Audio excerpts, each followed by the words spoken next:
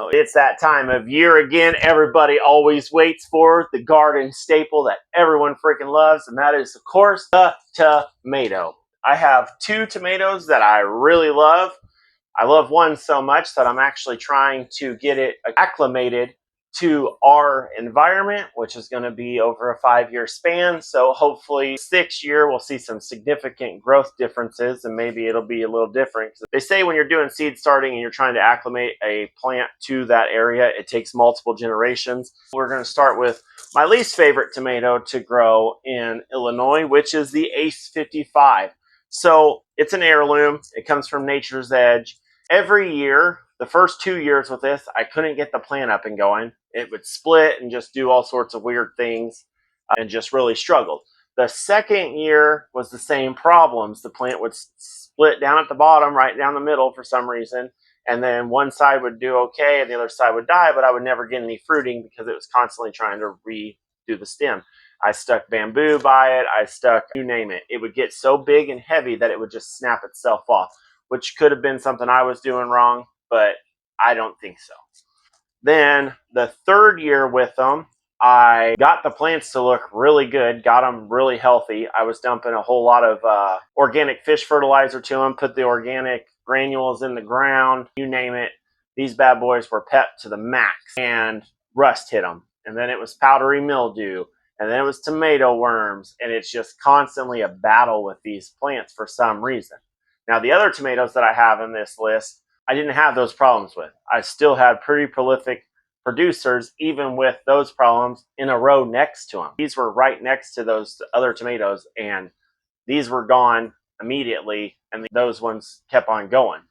So in 5 years, I've actually got 5 ace tomatoes to harvest. So this may be my last year with them. I know how to get the plants going. I know how to deal with everything else. So I'm hoping that the old heirlooms work out, but if not, I might have to stick with something a little more hybridized. Since these only being buried about a 1/4 inch deep, we're just gonna, of course, surface sow them. Nothing super crazy. I'm gonna try to do 1 per each cell, but of course it seems like we're gonna get 2 or 3, which is whatever. Next year I might chaos plant these on the side of the pasture and see if they do any good or not. Then we cover with the vermiculite. So then we dump, not spray, because the vermiculite will go everywhere. Water them in real good. Bada boom, you got Ace 55s. So the next big one is, of course, my large cherry red, and I'm calling them the I1s just to keep track of them. But these are possibly my favorite tomatoes of all time. So what I like about these is they are super prolific producers, and I have the originals still.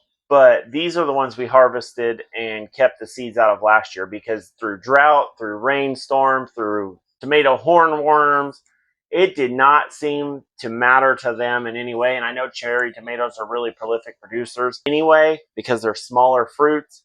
But these ones, for whatever reason, outperform every one I've ever grown. And I like the flavor of them. They're still juicy. They're still meaty, so I can juice them. I can eat them as a snack, not much of a slicer, but ones that get up to about the size of a tennis, I'd say a golf ball. Those ones probably be slicers, but these ones here don't typically produce anything that crazy. So we're saving the seeds. We're going to try to get them a little bit more acclimated to our area. I don't really think it's completely necessary because, like I said, they are really outstanding.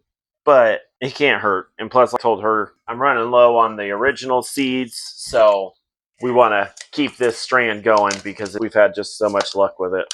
Same thing, I'm calling these the OG ones because these are the originals that we got from Nature's Edge in the first place, and they are awesome.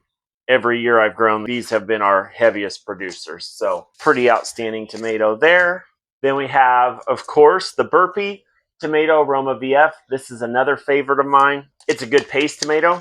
We also use it as a slicer because they get pretty carried away sometimes. And we battled all the disease, all the freaking tomato hornworms, you name it last year.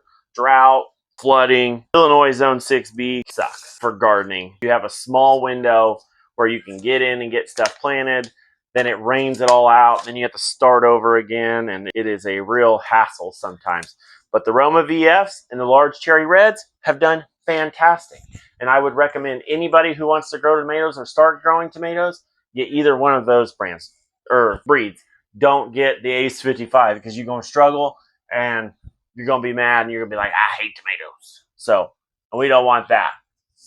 Then last but not least, and this one seems to be a crowd favorite. Every YouTuber I've watched, everybody I talk to, almost everybody really enjoys these tomatoes. And that, if I can open the package, you know what? Don't open. I don't care. Be that way. I just want to plant you. And that, of course, is the Cherokee Purple. So I haven't actually grown these yet. I'm excited to give them a try this year. I'm actually going to plant a few extras just for the simple fact of everyone says they're such a good tomato in general, especially in our area. So we're going to plant a couple extra ones over yonder just in case. But hopefully they do super good. Then we're going to do the same process that we did with the Ace 55s. We're going to put vermiculite on top of them, water them in. Yeah. Once they start sprouting and you see the first two true leaves, they're going to need a little bit of a nitrogen fertilizer to go ahead and get them started. I used an organic fish fertilizer that I make myself, and if you'd like to see a video for that, go ahead and check out this one over there. And if you want to see how these go ahead and hit that subscribe button, and we'll see you on Wednesday.